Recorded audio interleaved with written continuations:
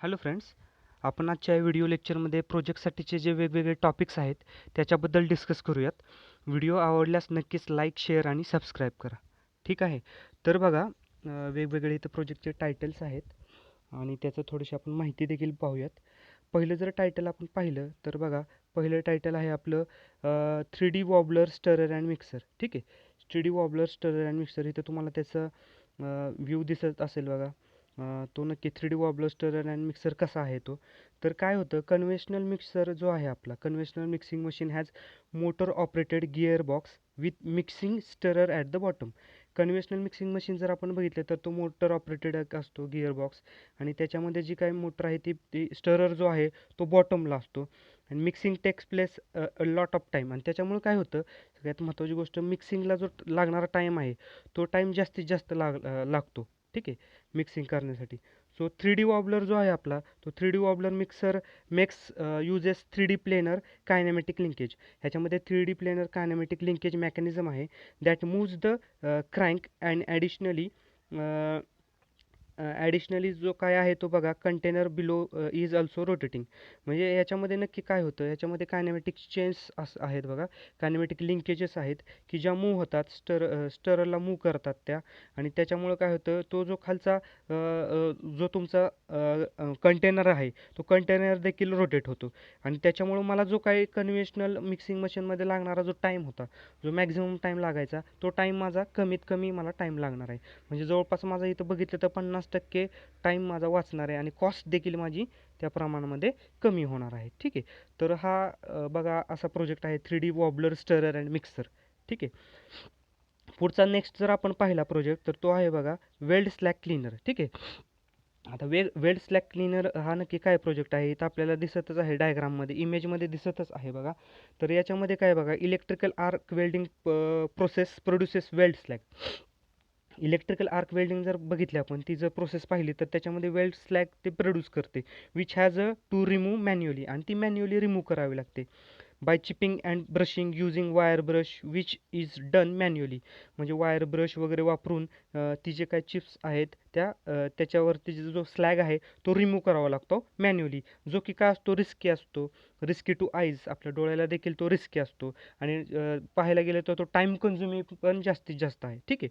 मग आपला जो हा वेल्ड स्लॅग क्लीनर आहे, मशीन इज डिझाईन, ही मशीन अशी डिझाईन केलेली की टू द ॲक्टिव्हिटी ॲटोमिकली. ही जी ॲक्टिव्हिटी मॅन्युअली होणार आहे ना, ती ॲक्टिव्हिटी ॲटोमॅटिक झाली पाहिजे. अशा प्रकारे तो वेल्ड स्लॅग क्लीनर डिझाईन केलेला आहे. आणि हा जो जॉब आहे, the job is rotating using the motor वापरून तो जॉब रोटेट केला जातो. Chipping hammer is operated automatically. आणि चिपिंग हॅमर जो आहे तो स्लॅग रिमूव्ह करण्यासाठीचा, तो ॲटोमॅटिकली तो ऑपरेट केला जातो. आणि जेणेकरून हे जे काही वेल्ड स्लॅग आहे ते रिमूव्ह केलं जातं. म्हणजे ही जी प्रोसेस आहे ती ॲटोमॅटिक होणार आहे. ठीक आहे. पुढचा जर आपण बघितला, पुढचा जर प्रोजेक्ट आपण बघितला तर नेक्स्ट आहे बघा multi crop thresher with vibrating screen. ठीक आहे. बघा नेक्स्ट काय आहे, नेक्स्ट प्रोजेक्ट जर आपण बघितला तर multi crop thresher with vibrating screen आहे. ठीक आहे. तर याच्यामध्ये हा जर प्रोजेक्ट आपण बघितला तर हा मोस्टली ॲग्रिकल्चर रिलेटेड प्रोजेक्ट आहे. जे आपलं थ्रेशर म्हणजे काय, मळणीचं जे यंत्र आहे, तर ते आपल्याला डिझाईन करायचं. आणि व्हायब्रेटिंग स्क्रीन म्हणजे ते आपण जे काय काम करतोय त्या स्क्रीनवरती पण ते दिसणार आहे बघा. अशा प्रकारचा हा प्रोजेक्ट आहे जरासा. ठीक आहे. तर याच्यामध्ये जर आपण पाहायला गेलं तर प्रेझेंटली आपल्या विलेजेसमध्ये जर पाहायला गेलं ॲग्रिकल्चर रिलेटेडमध्ये, तर लाईटचा खूप प्रॉब्लेम आहे बघा. ठीक आहे. लाईटचा पण खूप प्रॉब्लेम आहे, लोड शेडिंग सारखंच असतं, आपल्याला हे तर माहीतच आहे. तर हे जे काय मल्टी क्रॉप थ्रेशर जे आहे ना, ते मोस्टली लाईकली वापरलं जातं आहे आता बघा. जसं की आपल्याला व्हीट, ज्वार, बाजरा किंवा बार्ली, म्हणजे तुमचं गहू असेल, बाजरी असेल किंवा ज्वारी असेल, याच्यासाठी ते बेसिकली वापरलं जातं. त्याचप्रकारे स्पेशली त्याचा वापर जो होतो तो कॉर्नसाठी होतो बघा.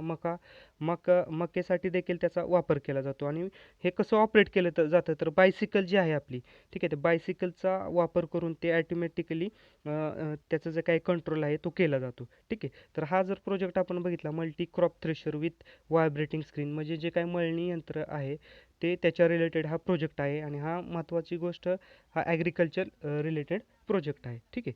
पुढचा जर आपण प्रोजेक्ट पाहायला गेलं तर नेक्स्ट प्रोजेक्ट आहे बघा रोबोटिक्सच्या रिलेटेड प्रोजेक्ट आहे बघा तो. आणि तो प्रोजेक्ट आहे स्पायरल पाथ रोबोट. ठीक आहे, स्पायरल पाथ रोबोट हा असा एक प्रोजेक्ट आहे. प्रोजेक्ट जर पाहायला गेलं तर आपण रोबोटिक्स आर्म जे आहेत, त्या robotics arm with wrist arm are costly. आपण जर बघितलं आपल्याला रोबोट एखादं डिझाईन करायचं असेल तर त्याचे रोबोट आर्म किंवा रिस्ट जे आहेत त्या कॉस्टली असतात. And the wrist itself work on 3 Motors. आणि रिस्ट पण आपल्याला वर्क करायची असेल तर ती बेसिकली 3 मोटर्स त्याला लागणार आहेत, करस्पॉन्डिंग 3 कंट्रोलर्स लागणार आहेत, 6 सेन्सर्स लागणार आहेत for X Y Z direction. Z डायरेक्शनला जर मला मोशन पाहिजे असतील, डिग्रीज ऑफ फ्रीडम पाहिजे असतील, तर त्याच्यासाठी आपल्याला 6 सेन्सर्स लागतील, 3 मोटर लागतील, 3 कंट्रोलर लागतील. ठीक आहे. पण हे जे काही न्यू डिझाईन जे आहे ना स्पायरल पाथ रोबोटचं, ते पाहायला गेलं तर new design spiral wrist arm robot uses only 1 motor. याच्यामध्ये फक्त आणि फक्त एकच मोटर वापरली जाते अँड 0 सेन्सर्स. सेन्सर तर वापरलेच जात नाहीत. Steel covers the desired path in the spiral form in minimum distance travel. आणि ते कमीत कमी डिस्टन्स पण ते डिस्टन्स ते ट्रॅव्हल करू शकतं. ठीक आहे. आणि मिनिमम टाईम आणि त्याचा जो टाईम लागणार आहे ते डिस्टन्स ट्रॅव्हल करण्यासाठी तो देखील कमी असणार आहे. आणि कॉस्ट देखील याची कमी असणार आहे. मिनिमम एनर्जी कन्झम्पशन पण हे याच्यामध्ये कमी असणार आहे. म्हणजे हे जे काही न्यू डिझाईन जे आहे स्पायरल रेस्ट रोबोट आर्मचं, त्याच्यामध्ये फक्त आणि फक्त एकच रोबोट लागणार आहे आणि सेन्सर्सची तर गरजच पडणार नाही आहे. ठीक आहे. पुढं जर बघायला गेलं आपण तर नेक्स्ट प्रोजेक्ट बघू शकतो आपण, पेरिमेट्रल ब्रेक. ठीक आहे, पेरिमेट्रल ब्रेक हा ब्रेकच्या रिलेटेड म्हणजे ॲटोमोबाईलच्या रिलेटेड हा प्रोजेक्ट आहे. प्रोजेक्ट जर आपण पाहायला गेलं तर डिस्क ब्रेक आर कॉमनली ॲटोमोबाईलमध्ये वापरला जातो, आपल्याला माहिती आहे. ती मग 2 व्हीलर असेल किंवा 4 व्हीलर असेल त्याच्यामध्ये तो डिस्क ब्रेक वापरला जातो. Specially with the 2 wheeler vehicles the disc brake is mounted. 2 wheeler vehicle जर आपण बघितलं त्याच्यामध्ये स्पेशली तो जो काही डिस्क ब्रेक आहे तो माउंट केलेला असतो. The wheel hub and brake caliper comes outside of the wheel. ठीक आहे. तर आपण जर ह्याच्यामध्ये जर लिमिटेशन बघितलं तर हे लिमिटेशन आहे की डायमेट्रल ऑफ द डिस्कवरती जो काय आपण डिस्क ब्रेक माउंट करतोय याच्यामध्ये काय आपल्याला लिमिटेशन्स पाहायला मिळतात.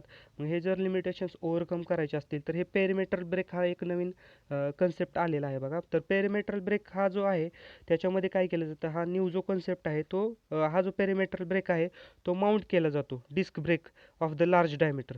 हा जो आहे this is a new concept that mounts a disc brake of large diameter. तो काय माउंट केला जातो, जी डिस्क आहे लार्ज डायमीटर ऑन द व्हीलवरती तो माउंट केला जातो, व्हील रिमवरती अँड कॅलिपरवरती, कम्स फ्रॉम द इनसाइड. आणि हा जो काय असणार आहे तो डिस्क ब्रेक तो माउंट केला जातो व्हील रिम आणि कॅलिपर त्याच्यावरती आणि लार्ज डायमीटरचा असतो. हा न्यू कन्सेप्ट आहे. त्याच्यामुळे काय होतं, ब्रेकची जी काय टॉर्क इफिशियन्सी आहे बघा, मग ब्रेकचा जो टॉर्क आहे त्याची जी कॅपॅसिटी आहे ती वाढते. आणि त्याच्यामुळं जो काय ब्रेकिंग डिस्टन्स जे आहे आपलं ते कमी होतं. ॲटलिस्ट 25% पर्यंत तरी ते ब्रेकिंग डिस्टन्स कमी होतं. तर हा नवीन कन्सेप्ट आहे बघा पेरिमेट्रल ब्रेकचा. ठीक आहे. पुढं जर बघितलं आपण तर ॲटोमॅटेड ट्रॉली. आता ॲटोमॅटेड ट्रॉली हा जर कन्सेप्ट आपण पाहायला गेलं तर इथं बघा तुम्हाला इमेज दिसते. इमेजमध्ये ही जी काही ट्रॉली आहे ती ॲटोमॅटिकली कंट्रोल केलेली जाते. आपण जर बघायला गेलं तर याचा वापर एखादी स्मॉल स्केल इंडस्ट्री असेल की जिथं वर्कर्स वगैरे आपण जास्ती वापरू शकत नाही आहे. ठीक आहे, ऑलरेडी असताना ती स्मॉल स्केल इंडस्ट्री आहे. मग तिथं जर आपल्याला ॲटोमॅटिकली एखादं मटेरियल असेल, ठीक आहे, ते वाहून न्यायचं असेल, ट्रान्सफर करायचं असेल ॲटोमॅटिकली, तर आपण ह्या ॲटोमॅटेड ट्रॉलीचा वापर करू शकतो आणि ते जे काही मटेरियल आहे, ते जे काही लगेज आहे ते आपण कॅरी करू शकतो. तर हा बघा ॲटोमॅटेड ट्रॉलीचा प्रोजेक्ट आहे. पुढं जर बघितलं आपण तर नेक्स्ट आहे बघा झिरो मॅक्स. ठीक आहे, झिरो मॅक्स हा एक नवीन प्रोजेक्ट आहे. आपण या प्रोजेक्टबद्दल पाहायला गेलं तर इमेजमध्ये तुम्हाला ते डायग्राम दिसतच आहे. आपण याच्यामध्ये जर बघितलं तर many machines require very high reduction torque. ठीक आहे, अशा भरपूर मशीन्स आहेत की ज्याच्यामध्ये हाय रिडक्शन रेशो लागतो आपल्याला, हाय रिडक्शन स्पीड रेशो लागतो. तर याच्यामध्ये जर आपण विचार केला तर for which we need use multi stage gearbox. तर त्याच्यामध्ये मग मल्टी स्टेज गिअरबॉक्सचा वापर करावा लागतो. आणि म्हणजे आपल्याला हे जे काही स्पीड आहे components needed Dhas for 60 speed changes more than 240 components. आणि त्याच्यामध्ये कंपोनंट्सचा जर बघितलं आपण तर कंपोनंट्स देखील खूप जास्ती लागतात. ठीक आहे. आणि स्पीड रिडक्शन पण आपल्याला करायचं आहे. मग ती सिस्टीम जी काय आहे ती बल्की होऊन जाते, मोस्ट कॉस्टली पण असते, त्याच्यानंतर कॉम्प्लेक्स देखील असते. मग आपण जर ह्याचा विचार केला झिरो मॅक्स हा जो प्रोजेक्ट आहे मशीन अँड मेकॅनिझममधला, त्याच्यामध्ये कायनेमॅटिक लिंकेज असतात बघा. व्हेरिएबल स्पीड ड्राईव्ह केलं जातं, gives more than 80 speed changes, आणि याच्यामध्ये जवळपास 80 स्पीड चेंजेस आपल्याला मिळतात. ठीक आहे. And by single screw control.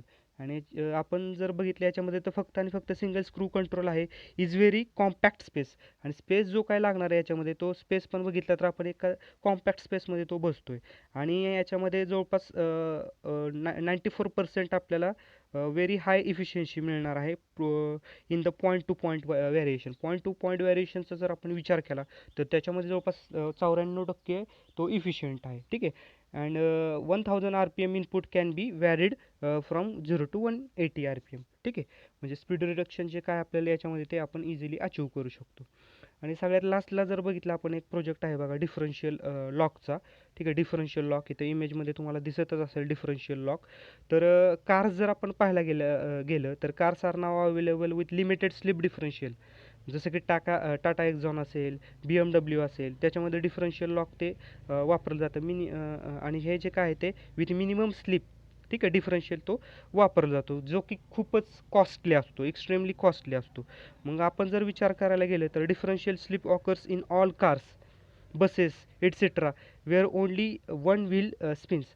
आता हे डिफरन्शियलचा जर आपण विचार केला, हा जर सगळ्याच कार्समध्ये बसेसमध्ये वापरला जातो की ज्याच्यामध्ये वन व्हील फक्त जे काय आहे ते स्पिन होतं, and other 3 wheels do not receive power. आणि अदर 3 जे व्हील्स जर आपण बघितले फोर व्हीलरचा जर विचार केला तर त्यांना ती पॉवर मिळत नाही आहे. So vehicle can not move forward. त्याच्यामुळे व्हेकल जी काय आहे ती फॉरवर्डला मूव्ह होत नाही आहे. जर आपण सेमी ॲटोमॅटिकल डिफरन्शियल लॉकिंग सिस्टीमचा जर विचार केला, इज वेल डिझाईन. ही जी काही सिस्टीम आहे डिफरन्शियल लॉकची सेमी ॲटोमॅटिक, ही वेल डिझाईन केलेली आहे, आणि हे एक परफेक्ट सोल्युशन आहे that locks the differential at a touch of the button. एक टच ऑफ बटन त्याला प्रोव्हाइड केलेला आहे, आणि त्याच्यामुळे हा जो काय डिझाईन जो केलेला आहे ते एक परफेक्ट सोल्युशन आहे लॉक द डिफरन्शियल. ठीक आहे. जो काही डिफरन्शियल आहे तो लॉक करतो. आणि touch of the button on the steering wheel, आणि स्टिअरिंग व्हीललाच ते एक बटन प्रोव्हाइड केलेलं आहे to remove the differential slip. आणि हा जो काही डिफरन्शियल स्लिप जो आहे तो रिमूव्ह करण्यासाठी त्याचा वापर होतो. आणि हे जर आपण पाहायला गेलं तर इझी टू इन्स्टॉल करायला पण सोपं आहे, ॲडॅप्टेबल आहे. त्याच्यानंतर all types of car and बसेसमध्ये तो अफोर्डेबल आहे. त्याची प्राईस देखील अफोर्डेबल आहे, कमी प्राईस आहे. जर आपण त्या टाटा एक्झॉन आणि BMWचा जर विचार केला तर त्याच्यापेक्षा ते अफोर्डेबल प्राईस आहे. ठीक आहे. व्हिडिओ आवडले असेल तर नक्कीच लाईक, शेअर आणि सबस्क्राईब करा. आणखीन मी नवीन प्रोजेक्टच्या कन्सेप्ट जर असतील तर तुमच्यापर्यंत नक्कीच पोहोचवेन. थँक्यू.